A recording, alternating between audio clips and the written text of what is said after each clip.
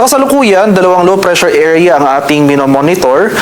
Una, itong nasa loob ng ating Philippine Area of Responsibility kaninang hapon. Huling namataan sa layong 655 kilometers silangan ng General Santos City. Itong low pressure area na nasa loob ng PAR, hindi naman natin inaasahang magiging bagyo sa mga susunod na araw. Gayunpaman, patuloy itong magdudulot ng mataas na tsansa ng mga kaulapan at mga kalat-kalat na pag-ulan na may pagkulog at pagkidlat sa Mindanao, malaking bahagi ng Visayas, pati na rin dito sa area ng Palawan. So nakikita natin dito sa ating latest satellite images, itong mga makakapal na kaulapan na umiiral sa mga lugar na ito ay ang patuloy ng epekto nitong low pressure area. At may isa rin tayong low pressure area na minomonitor sa labas ng ating PAR. Latest location natin ngayong hapon, nasa layong 2,080 kilometers silangan ng Mindanao. So malayo po ito sa ating bansa at low chance or mababa yung chance na maging bagyo within the next 24 hours.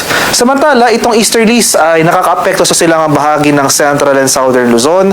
Kaya for Metro Manila at talalabing bahagi na ating bansa, ngayong hapon hanggang mamayang gabi nandiyan pa rin yung mga chance ng mga pagulan na dulot ng localized thunderstorms.